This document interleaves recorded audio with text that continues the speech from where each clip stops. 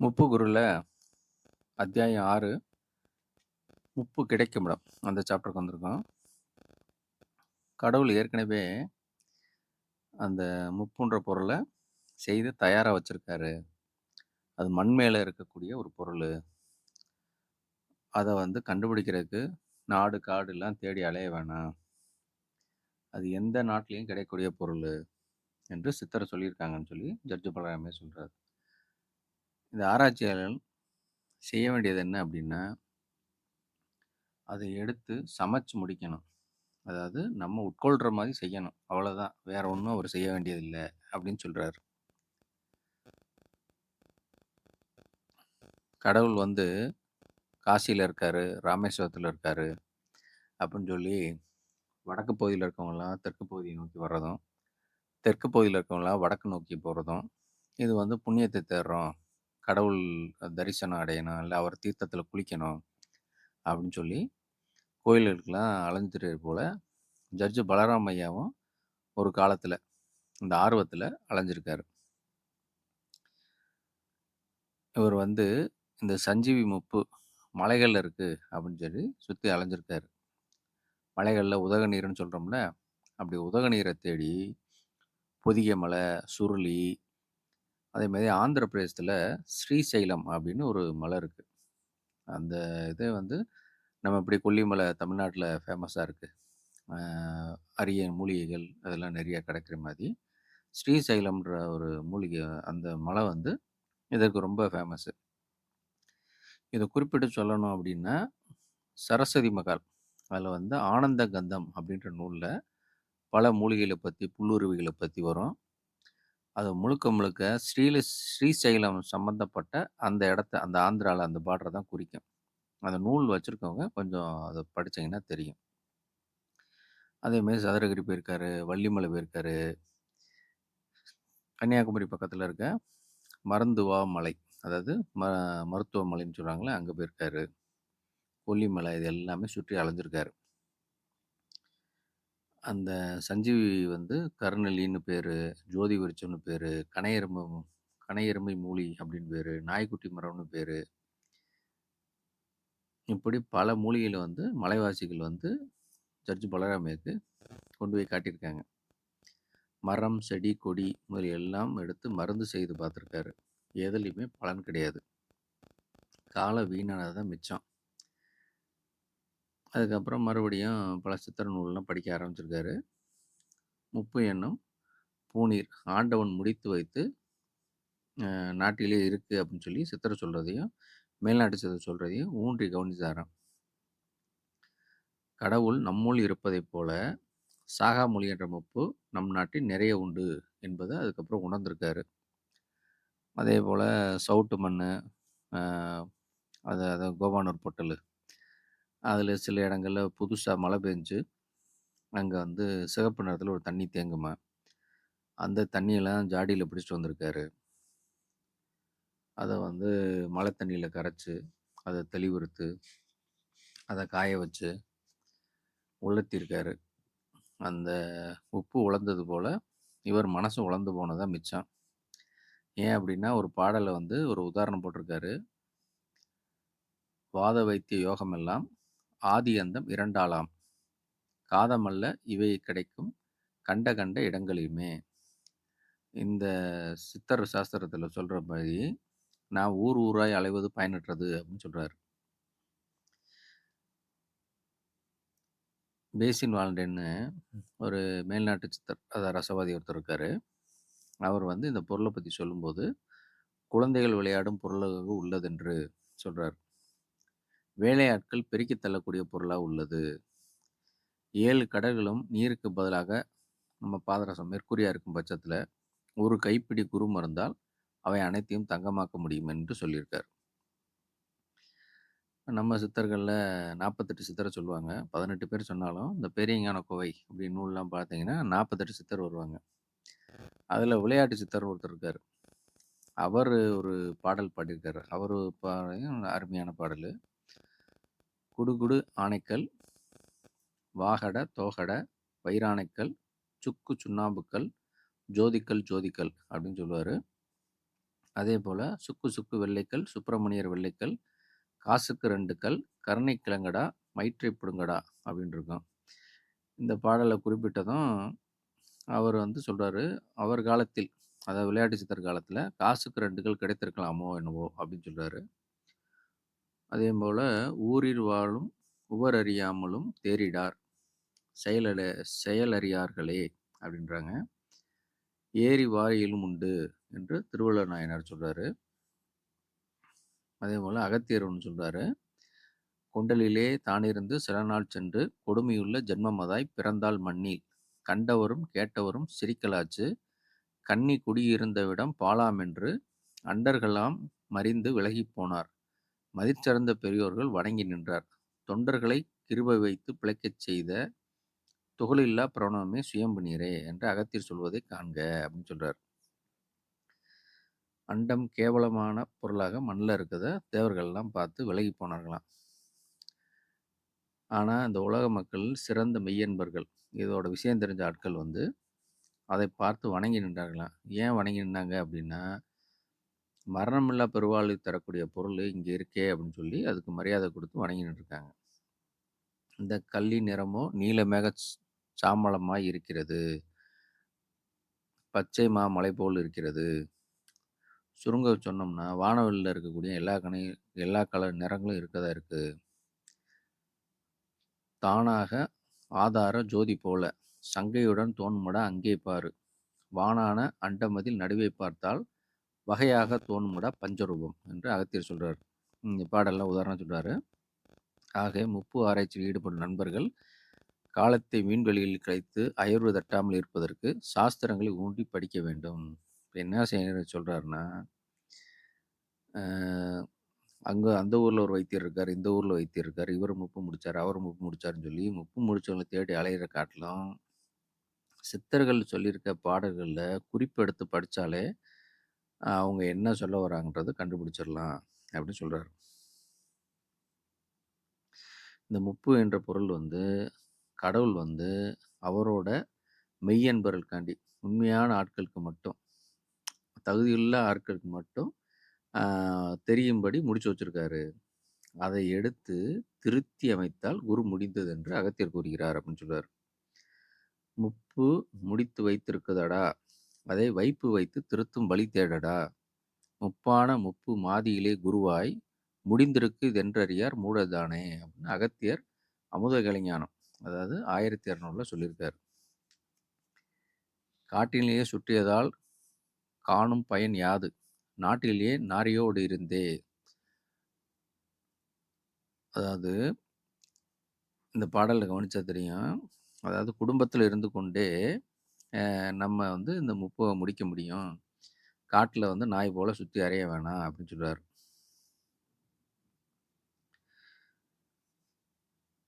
நந்தீஸ்வரர் பாடல் ஒன்று பாடியிருக்காரு. மூலமென்ற வளையிலேது முப்பு வாச்சு மூதண்ட கருவதும் முடிந்த மூலி காலமென்ற காலனுக்கு மாதி மூலி கண்டவர்கள் மெலிதான கமல மூலி பாலென்றால் பால் சொரியும் பஞ்சமூலி பரிந்தவரும் பொசிக்கின்ற பச்சை மூலி ஞாலமிசை மெத்த உண்டு நடன மூலி நவின்றிட்டால் வெளியாகும் நைந்து பாரே. அவர் என்ன சொல்றாருன்னா, கடவுள் முடித்து வைத்த எளிய மூலிகை என்பது விளங்கும் அப்படின்னு சொல்றாரு. அண்டன்ற பிரணவத்துள்ள நாதம் விந்து அப்படின்னு 2 பொருள் இருக்கு.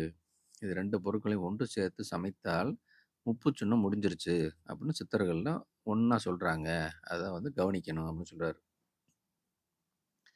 சில வைத்தியர்கள் வந்து நான் முப்பு முடிச்சிட்டேங்க, நான் காடி முடிச்சிட்டேங்க, நான் சிவப்பு உப்பு பண்ணிட்டேங்க, வெள்ளை உப்பு பண்ணிட்டேங்க, சுண்ணம் பண்ணிட்டேங்க அப்படின்னு ஒவ்வொரு உப்பாக காட்டுறாங்க டப்பாவில் வச்சு. இதை டெஸ்ட்டு பண்ணுறதுக்கு அருகில் அதாவது எல்லா இப்போ முப்பு முடித்த வைத்தியர் வீட்டில் வந்து ப்ளோயர் கிடையாது, ஒரு உலோகத்தை உருக்கூடிய எதுவுமே கிடையாது. இந்த முப்பு முடித்த வைத்தியர் முப்பு முடிக்காத இன்னொரு வைத்தியர் யாராவது இருப்பாங்க, ப்ளோயர்கள்லாம் வச்சு செட் பண்ணி வச்சுருப்பாங்க. அவர் வீட்டில் போய் பரிசோதனை பண்ணி பார்க்குறது. பண்ணி பார்த்தது தான் தெரியும், நம்ம இவ்வளோ தூரம் கஷ்டப்பட்டு பாடுபட்டது பித்தளை தான் அப்படின்னு. செம்பும் காரியமும் சேர்ந்த கலவை அப்படின்னு அப்போ தான் தெரியும். அப்புறம் வாய் திறக்குன்னு சொல்ல முடியுமா? ஐயோ இல்லைங்க, இன்னும் கொஞ்சம் பாக்கி இருக்குங்க வேலை, இன்னும் கொஞ்சம் முடிச்சுட்டா அத முடிச்சிடலாங்க அப்படின்னு. குத்துவிளக்கு பித்தள குத்துவிளக்குல என்ன மெட்டல் அந்த கோல்டு சைன் இருக்குமோ, அதுதான் இவங்க பல வருஷம் ஆராய்ச்சி பண்ணி அதுக்கப்புறம் ஒரு மெட்டல்னு கண்டுபிடிக்கிறதுலயும் இருக்கு. அதுக்கு பேசாம பித்தள குத்துவிளக்கே வாங்கிரலாமே! அவங்க என்ன சொல்றாங்க அப்படின்னா, ஒரு சில வைத்தியர்கள் ஏதேதோ ஒரு உப்ப வந்து ஒரு டப்பாக்குள்ள அடைச்சுட்டு, மேடையில ஏறி, நான் அந்த மருந்து முடிச்சுட்டேன், இந்த மருந்து முடிச்சுட்டேன், இந்த நோய குணப்படுத்திட்டேன் அப்படின்லாம் சொல்றாங்க. ஆனா, உண்மையான உப்பு முடிச்சவங்க இருக்கிற இடம் தெரியாம இருப்பாங்க. யார்ட்டயும் உப்ப பத்தி பேச மாட்டாங்க. மேடையில ஏறி நான் உப்பு முடிச்சிட்டேன்னு சொல்ல மாட்டாங்க. பலராம் ஐயா என்னைப் போல புத்தகம் யாரும் எழுத மாட்டாங்க. முப்புனா இப்படிதான், இப்படிதான் செய்யணும்னு புத்தகம்லாம் எழுத மாட்டாங்க அப்படின்றாரு. பண்பாக நின்ற பூரணத்தைக் கண்டார் பாலகனே முப்புவும் நன்றாய்த் தோன்றும். விண்டதில்லை கண்டவர்கள் சொல்லார் சொல்லார். வீணாக சுட்டழிந்து விதி என்பாரே. இவங்க ஆராய்ச்சி பண்ற எல்லாருமே சித்தர்கள்லாம் ஓப்பனாலாம் சொல்ல மாட்டாங்கப்பா. அவங்க மறைச்சு தான் சொல்லுவாங்க. இருந்தாலும் நம்ம செஞ்சு பார்க்கணும்ப்பா. அப்பதான் நமக்கு தெரியும் அப்படின்னு சொல்லி, ஆ அத செஞ்சு செஞ்சு தோத்துக்கிட்டே இருப்பாங்க. இது வந்து விதி என்ன பண்ண இந்த ஜென்மத்துல நமக்கு முடியல போல இருக்கு. முயற்சி பண்ணி பார்ப்போம். கிடைக்கும்போது கிடைக்கட்டும் அப்படின்னு இருப்பாங்க அப்படின்றாங்க.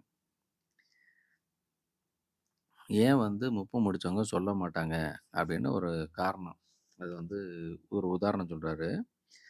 அது முப்பம் முடிச்சுட்டோம் அப்படின்னு சொன்னாங்கன்னா, அவங்க உயிருக்கே வந்து ஆபத்துல போய் முடிஞ்சிருது. அதுக்கு 2 உதாரணம் சர்ச்சு பலராமய்யா சொல்றாரு. சென்னையில ஒரு 25 வருஷத்துக்கு முன்னாடி. இப்ப இந்த நூல் எழுதுறது வந்து 71. அதுக்கு முன்னாடி 25 வருஷம் பார்த்துக்கோங்க. அப்போ வந்து கிருஷ்ணசாமி நாயுடுன்னு ஒருத்தர் இருந்திருக்காரு. அவர் என்ன பண்ணுவாருன்னா, தாமிரத்த உருக்கி அதில ஒரு குருமருந்த போட்டு, அ 10 மாத்து தங்கமாக்கிர்றாரு. அதேமாரி கருவங்கத்த உருக்கி அதில அந்த குருமருந்த போட்டு, அதையும் வெள்ளியா, தூய வெள்ளியா மாத்திர்றாரு. அவரு எப்ப பார்த்தாலும் விஸ்கியும், பிராந்தியும் குடிச்சிட்டாரு இருப்பாரு. எப்பயும் அந்த போதையிலே இருப்பாரு. இந்த கலைய வந்து பல பேர் பார்க்கும்போது செஞ்சு செஞ்சு பெருமையா காட்டிக்கிட்டே இருப்பாராம். பாருய்யா அந்த மனுஷன் தங்கம் செய்றாரு, அப்படின்னு எல்லாரும் பிரமிக்கிற மாரி இருந்திருக்காரு. அந்த காலத்தில ஜமீன்தார்லாம் இருக்கிற காலம். அப்போ ஒரு ஜமீன்தார், அவரு எதுக்கோ வந்திருக்காரு இவர பார்க்க. அப்ப இவரு போதையில அவருக்கு முன்னாடி செஞ்சு காமிச்சுடுறாரு. உடனே இந்த ஜமீன்தார் என்ன சொல்றாருன்னா, "நான் வந்து ஒரு ஊர்ல ஒருத்தவங்க முடியாம இருக்காங்க. அவங்கள பார்க்க வாங்க போவோம். வைத்தியத்துக்கு கூட்டிட்டு போறேன்னு" சொல்லி, இந்த கிருஷ்ணசாமி நாயுடு ஏற்கனவே பெரிய கார் ஒண்ணு வச்சிருக்காரு. அவர் கார்லயே கூட்டு போறாங்க. அப்ப திடீர்னு பார்த்தா, அந்த கார் வந்து ஒரு குறிப்பிட்ட இடத்துல, ஆந்திரா போற வழியில ஒரு இடத்துல வந்து விபத்துக்குண்டாகி பாலத்துக்கு அடியில நிக்குது. கடைசியில விசாரிச்சு பார்த்தா, அவரு ஜோல்னா பை இருக்குல்ல, அதாவது அவரோட ஜிப்பால பையில தான் வச்சிருப்பாராம் அந்த சின்ன குப்பிய. அந்த தங்கம் செய்ற குறுமருந்த. அந்த ஜேப்ல இருந்த பற்பத்த எடுத்துக்கொண்டு, அவரை கொண்டு விட்டு கார்ல வச்சு ஜோடனை பண்ணிட்டாரு. அவர் ஆக்சிடென்ட் ஆகி இறந்த மாரி அந்த ஜமீன்தார் பண்ணிட்டாரு அப்படின்னு சொல்றாரு. இதேபோல கடலூர்ல ஒருத்தர், திருப்பாப்புலியூர் அப்படின்னு ஒரு ஊர்ல ஒரு சாமியார் இருந்திருக்காரு. அவரும் தங்கம்லாம் செஞ்சு காட்டுவாராம். அப்ப அவருக்கு சிஷ்யங்க இருப்பாங்கல்ல கூட, அதுல சில துன்மார்க்க சிஷ்யங்களும் கூட இருந்திருக்காங்க. ஒரு நாள் நைட்டு சாமியார புடிச்சுட்டாங்க. "ஐயா நீங்க முப்பு முடிச்சுட்டீங்களே, அது எப்படி செய்றதுன்னு சொல்லுங்கன்னு" சொல்ல. இவரும் சாக்கு போக்கு சொல்லி நாள கடத்திக்கிட்டே இருந்திருக்காரு. சீடர்களுக்கு பொறும பத்தல. இவரு சொல்லியே தரமாட்டார்றா, இப்படியே தான்டா எனக்கு நாள கடத்திக்கிட்டே இருப்பாருன்னு சொல்லி, அவரு வாய்க்குள்ள துணிய திணிச்சு, மேல உயிரோட வாய்க்குள்ள துணிய வச்சு ஆள கொன்னுப்புட்டாய்ங்க. சமாதி ஆக்கிட்டாய்ங்க. அதனால தான் இந்த கலைக்கு உயிர்க்கொல்லி வந்திருக்கு, பேர் வந்திருக்கு அப்படின்னு சொல்லி ஜட்ஜ் பலராம சொல்றாரு. இக்கலையை அறிந்தவர்கள் வாய்மூடி மௌனியா இருப்பதே சிறந்தது என்பதை அறிகிறோம் அப்படின்னு சொல்றாரு. இதுக்கு ஒரு நல்ல உதாரணம் அப்படின்னா, ம், வள்ளுவரும் வாசகியும் அவங்க அதாவது ரொம்ப ஏழ்மையா இருப்பாங்க. கொங்கணவர் வந்து ம், அந்த ஊர் வழியா போகும்போது, அவங்க வீட்ல யாசகம் கேட்கும்போது, அந்த அம்மா வந்து கணவருக்கு பரிமாறிக்கிட்டு இருக்கேன். அதனால நான் உங்களுக்கு அவர் முடிச்சுட்டு வந்து உங்களுக்கு தரேன்னு சொன்னதும் இவரு கோவப்பட்டுருவாரு. அப்ப அவரு வரும்போதே கம்மாயில ஒரு கொக்க எரிச்சிருப்பாரு. கொக்கு பறக்கும்போது எச்சம் போட்டுரும். அது ஒரு மேல விழுந்துரும். அவரு கோவத்தோட பார்க்கும்போது கொக்கு பஸ்பமாயிரும். இதே மாரி நெனச்சு இந்த அம்மாவ வந்து அ கோவத்தோட பார்க்கணும்னு நெனச்சுக்கிட்டு இருக்காரு. உள்ள இருந்தே சவுண்ட் வருது. கொங்கணவர் வந்து கொக்க எரிச்சது திருவள்ளுவருக்கு மனக்காட்சியா தெரிஞ்சு, அந்த காட்சி அவர் மனைவிக்கு தெரிஞ்சு, அந்த மனைவி வாய் வழியா கேட்குறாங்க. "கம்மாயில வரும்போது ஒரு கொக்க எரிச்சீங்களே சித்தரே, அந்த கொக்குமாரி என்னையும் நெனச்சுட்டீங்களா? அது என்னைய அதாவது என்னையும் கோவ பார்வையில பார்த்து எரிக்கலாம் போல இருக்கா உங்க பசிக்கு" அப்படின்னு சொல்ல, உடனே அவருக்கு வந்து கொஞ்சம் ஞானம் வந்துருது. என்னடா நம்மளே சித்தர்னா, உள்ள இருக்கவைங்க அதுக்கு மேல சித்தரா இருக்காய்ங்க அப்படின்னு சொல்லிட்டு, வள்ளுவர கூட்டிட்டு போயி, "வாங்க உங்களுக்கு நான் வந்து இந்த வித்தைய சொல்லித் தரேன். நீங்க பெரிய ஞானமுடையவரா இருக்கீங்க. இருந்தாலும் இந்த தறி நெஞ்சு தான் நீங்க பொழப்ப ஓட்டுற மாரி இருக்கு. கந்த துணிய கட்டியிருக்கீங்க. ரொம்ப ஏழ்மையில இருக்க மாரி இருக்கு. இந்த ஊர்லயே ரொம்ப ஏழ்மையான வீடுனா நீங்க உங்கள பார்த்தா தான் அப்படி இருக்கு. அதனால வாங்க உங்களுக்கு ஒரு சின்ன வித்த சொல்லித் தரேன். அத வச்சு நீங்க ஜீவனம் பண்ணிக்கங்கன்னு" சொல்லி கூட்டி போறாரு. கூட்டி போம்போது, அ வள்ளுவர் வந்து "கொஞ்சம் சிறுநீர் வருதுப்பா. நான் கொஞ்சம் கழிச்சுட்டு வரேன்றாரு." "நான் முக்கியமான விஷயம் சொல்லித் தர நேரத்துல தான் உங்களுக்கு சிறுநீர்லாம் வருமா? சீக்கிரம் கழிச்சுட்டு வாங்கன்றாரு." ஒரு சிறுநீர் கழிச்சுட்டு வரும்போது, அவர் சிறுநீர் கழிச்ச இடத்துலருந்து ஒளி மினுமினுப்பு தன்ம தெரியுது. "என்னடா ஒளி எங்கேருந்து வருது?" அப்படின்னு சொல்லி இவரு போய் எட்டி பார்க்குறாரு. இவர் மூத்திரம் பட்ட இடமெல்லாம் வந்து அந்த மணல் ஃபுல்லா தங்க மணலா மாறியிருக்கு. கல்லு, மண்ணு எல்லாம் தங்கமா இருக்கு.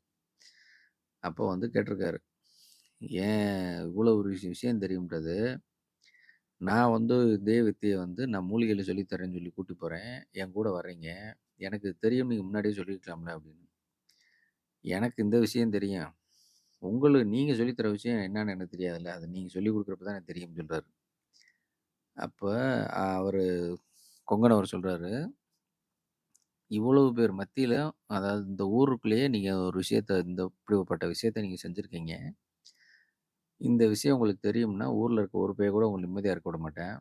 ஆனா நீங்க எவ்வளவு விவரமா அ ஏழைக்கும் ஏழையா வந்து ஒரு ஆக்ஷன போட்டுக்கிட்டு, ஒரு வேள மட்டும் உணவு சாப்பிட்டுட்டு கற்ப சாதனை பண்ணியிருக்கீங்க. நீங்க எப்படி கற்ப சாதனை பண்ணியிருந்தா, உங்களோட மலமும், ஜலமும் வேதிக்கிற மாரி இருக்கும். அப்போ உண்மையிலேயே வந்து நீங்க தான் சிறந்த ஆளு. நான் என்னதான் தவம் பண்ணி வந்திருந்தாலும், நான் வந்து இன்னொரு ஊர் விட்டு ஊருக்கு தான் முடியும். நான் ஒரு இடத்துல இருக்க முடியாது. ஆனா நீங்க அந்த ரகசியத்த மறைச்சு வச்சிருக்கிறனால, அதே ஊர்ல இருக்கீங்க." அப்படின்னு சொல்லி, அவர வணங்கி சில விஷயங்கள் தெரிந்து கொண்டு போனாருன்னு சொல்லி, கொங்கணவரும் அ திருவள்ளுவர் அந்த சந்திப்புல கதை எழுதியிருப்பாங்க. அப்ப வள்ளுவர் வந்து அவருக்கு ரசவாதம் தெரிஞ்சாலும், ரசவாதத்தால நான் ஜீவனம் பண்ணல அப்படின்றத அ ஊருக்கு யாருக்குமே காட்டாம இருந்திருக்காரு. இப்ப நம்ம ஆளுக வந்து ஒரு சின்ன ஒரு செம்பு துண்ட வந்து ஒரு கோல்டு கலர் கொண்டு வந்தாலே அது எவ்வளோ பெருமையா இருக்கு நமக்கு. நம்ம யாருக்கையாவது ஓப்பன் பண்ண காட்டணும்னு சொல்றோம். அவங்க மல ஜலம் வேதிக்கிற மாரி வேத பண்ணிட்டு கூட, அவங்க யார்ட்டயும் காட்டாம அடக்கமா இருந்திருக்காங்க. அதுதான் அது என்ன சொல்றது? அப்படிப்பட்ட ஒரு தன்னடக்கம் தான் அவங்கள வந்து அ மக்களுக்குள்ள மக்களாவே காமிச்சு, அவங்க முழு காயசித்தி அடையறதுக்கு உதவியா இருந்திருக்கு. இப்ப அடுத்து வந்து முப்பு எடுக்கும் காலத்த பற்றி ஆராய்வோம். முப்பு எப்படி எடுக்கலாம்? எந்தெந்த காலத்துல முப்பு பண்ணணும்? முப்பு எடுக்கிறதுக்கு என்ன டைம் இருக்கு? சித்திரையில ஆரம்பிக்கணுமா? வைகாசியில ஆரம்பிக்கணுன்றத நம்ம அடுத்த வீடியோல பார்க்கலாம். வீடியோ பார்த்த அனைவருக்கும் மனமார்ந்த நன்றி. மீண்டும் அடுத்த வீடியோல சந்திக்கிறேன். நன்றி, வணக்கம்.